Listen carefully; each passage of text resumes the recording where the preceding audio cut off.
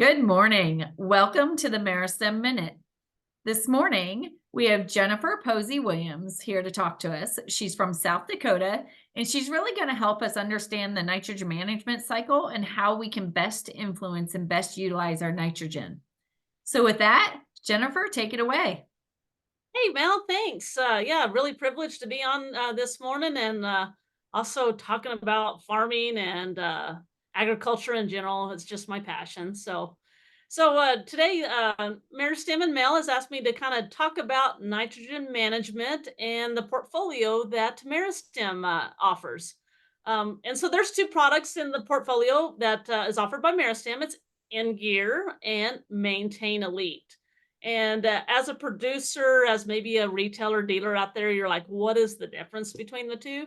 So we'll just kind of narrow it down here for you. In Gear, I want you to focus on urea and UAN. On Maintain Elite, I want to drive you more towards the anhydrous piece of it. You can use that in UAN, but I would really preferably just make that as an anhydrous alone product. And I'll explain that to you why. In Gear, it's got we work on three different loss pathways. On Maintain Elite, we work on two different loss pathways. So when you talk about loss pathways, what are those? Well, when you're dealing with the nitrogen cycle, and I want to keep it very simple because the nitrogen cycle could be very complex. But there's three different loss pathways in the nitrogen cycle.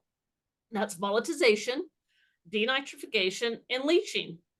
On In Gear is going to work on all three of those loss pathways. On Maintain Elite, it's going to work on the denitrification leaching piece, so below ground, right? So let's first talk about volatilization. The number one product out there, and the number one, I guess I should say, active ingredient out there that's been proven for 50, 60 years is NBPT. NBPT will protect your volatilization or protect your nitrogen out there from volatilization 17 to 20 days. And that's a standard practice that most people use. Actually, the number one product out there that is just a pure NBPT is Agrotane. In Gear, we have NBPT, a piece of portion of that active ingredient that's an Agrotane, right? And so what we want to do is when you're out there and you're going to spread your nitrogen or your urea on top of the soil, that's that's your insurance, right? That's growers' big, huge money out there, big investment. What we want to do is we want to protect that. It's an insurance policy. Does NBPT help you with yield? Not necessarily. It doesn't really prove it in yield, but what it does is insurance. So in a roundabout way, yeah, you're not losing 20, 30% of your nitrogen. So yeah, that's going to be available to the plant later on, right? But it's an insurance policy. But once that nitrogen goes in the soil, goes in the ground, NBPT, your insurance piece is over. That's giving you that 14, 17, 20 days of volatilization control. Protection's over, nitrogen's in the soil, okay? But guess what else is now kicking in? The other two loss pathways of the nitrogen cycle, and that's denitrification and leaching. Agrotane piece of it is done.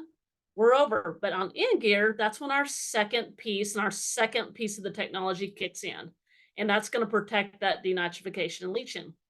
How do we do that, right? Basically, at Meristem, we use a calcium polymer technology in our products.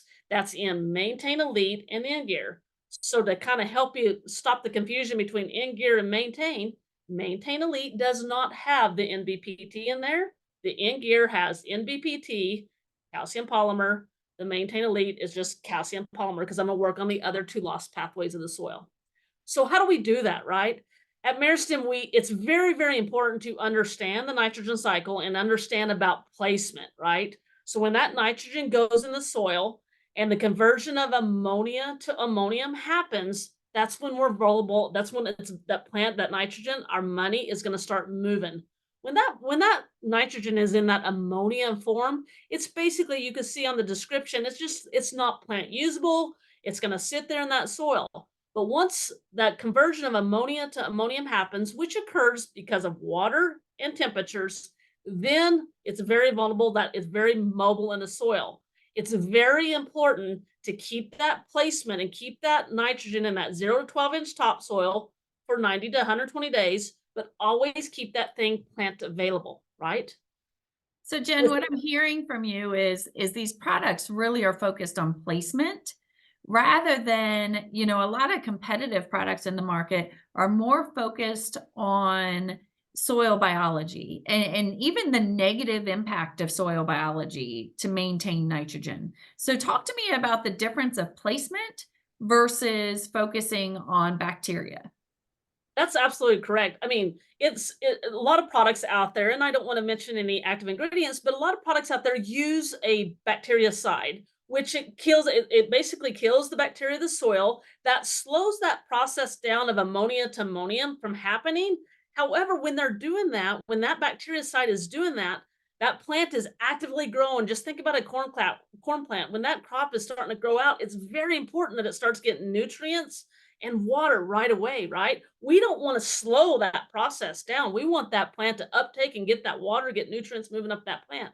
So when bactericides happen, they stop that conversion because when it's in that ammonia form, it's not in the plant usable form. At this calcium technology that Meristem that uses and provides to the industry, it's going to allow that conversion of ammonia to ammonium to happen because we want to get along with the bacteria. We love biology. We love bacteria. We love all that, right? So we want that conversion to happen, but we want to place that nitrogen in that 0 to 12 inch topsoil, but we just don't want it to leach. And then within that polymer technology, and here I've got a prime example of the polymer technology. Here's some active ingredient that we got from the lab that kind of looks like kind of white sand is kind of maybe white sugar, right? And when that interacts with water, moisture, and 55 degrees, right, we're going to start forming a polymer in the soil. And so here I've made some up. I've put some water within the active ingredient right here, as you can see. Okay, added water to it to give you a demonstration of what polymer technology does. So it's all about placement, right? Once that conversion of ammonia to ammonium happens, our polymer technology kicks in. Where's our nitrogen going to go? It's always available. It's just going to stay in that 0 to 12 inch topsoil all season long without leaching, right? We So get we along with the biology. we turn from a sugar looking material to a gel material that holds that nitrogen and helps you better utilize all of your nitrogen and not losing a portion of it, keeping it in that root zone. That is correct. Absolutely. It is excellent technology. Its food is biodegradable. After about 5, 6 months, it's going to start breaking down. It actually becomes food for the biology later on in its biology cycle. So it's very plant health. It's plant safe, plant health, soil safe as well. Right. And you But you have a lot of information around calcium. here, Talk to us about how important that is. what's so unique, what Meristem is doing is they're using polymer technology, but they've also specified and got a calcium piece of a portion of technology in this as well. So not only is it polymer technology, it's calcium too. Everybody's like, well, what in the world? Why does calcium anything? Calcium is a huge truck driver. Calcium is probably one of the most key micronutrients or macronutrients for that plant, right?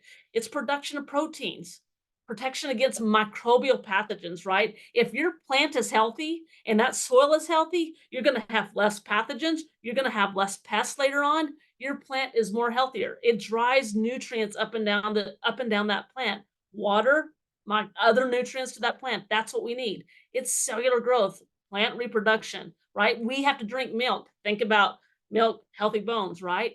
Plant needs calcium too. So we specify calcium, right? So I wanted to dive in. I've had a privilege of working with this calcium technology for well over 10 years. And I've dug deep, deep into calcium technology and polymer technology and dealing with nitrogen. So I worked with a producer. I was fortunate to get to work with a producer where he's had lots of issues where of losing his nitrogen. He has to normally split apply. He'll do early nitrogen, mid-season nitrogen, and late season nitrogen because his soil, his CEC is anywhere from an 8 to a 10 CEC, very low CEC, sugar sand soil. So I wanted this producer to try some calcium technology on his soil. And I said, you know what, Jess, we'll put this thing to the test. Let me be your agronomist all season long, but I want to dive into it. And so to give you an idea, some analysis that we did, I did a soil sample. And this was done where you could see in May where we went and top dressed some urea, some untreated, just plain urea out there. And then the other split fields, we would have in gear on there, right? And so what we did is what I wanted to do is I wanted to give it a month or two, and we just did the full matter of fact, we did 140 pounds of actual nitrogen out in the field. Okay. Treated versus untreated.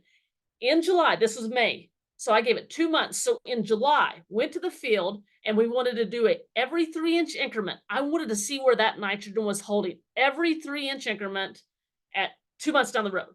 So you can see in gear versus the untreated. The very first 0 to 3-inch increments, I had 25 pounds of nitrogen versus 9 pounds. Then we went to the 3 to 6-inch increment. You can see I had 29 pounds versus 8 pounds. And then we went to the 6 to 9 increments. You can see where I had 75 pounds versus 30 pounds. So if you think about it in a 2-month, it's been 2 months now, my nitrogen has been out there. In the 0 to 9-inch soil, Mel, I've got 125 pounds of nitrogen available still for that plant. So my placement, I'm placing that nitrogen in that 0 to 12-inch increments. And you can see on the untreated from the 0 to 9, I've got 30, 40, I've got 50 pounds of nitrogen. Well over half of my 60% of my nitrogen's gone. It's not going to be available for that plant.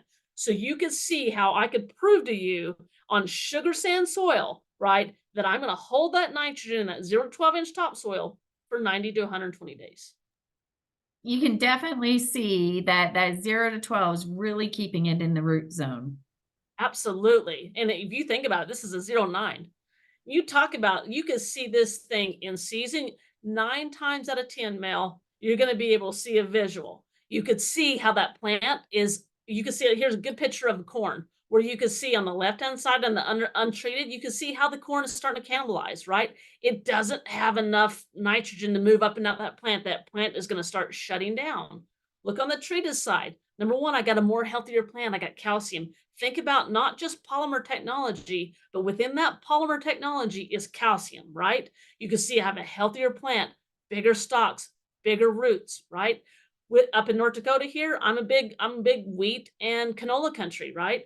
And so where I've seen visually, you can see the line and it always turns into an ROI. But the biggest thing is where I've seen, especially when I'm using in gear or I maintain elite, my protein is usually a point and a half higher. My test weight is heavier on my wheat as well because I'm holding that nitrogen in that 0 to 12-inch topsoil all season long. Big canola country up here, right? I know you guys are used to talking about corn and beans, but we like to talk about wheat and canola up here. So on wheat and canola up here, canola, we probably put as much nutrients on canola that you guys do on corn. Canola is also a huge calcium lever. I actually like to foliar feed calcium. You could see early on where how that nitrogen and when the in gear, the maintain that we put on canola, how it really responds to the polymer technology, but you can also see where it responds to the calcium. So hand in hand, it's a nitrogen management polymer technology. It's all about placement, right? We want to hold that nitrogen, that 0 to 12-inch topsoil all season long, always available. But the biggest thing too, think about it, we have calcium. So all in all, it's a win-win for everybody. Gosh, Jennifer, thank you so much. You shared a lot of information about not only protecting your nitrogen, but better utilizing calcium in the toolbox and protecting that soil biology, which we all know as we continue in agriculture, improving soil health is a key component to moving forward. So thank you. And with that, there's your Meristem Minute. Thank you.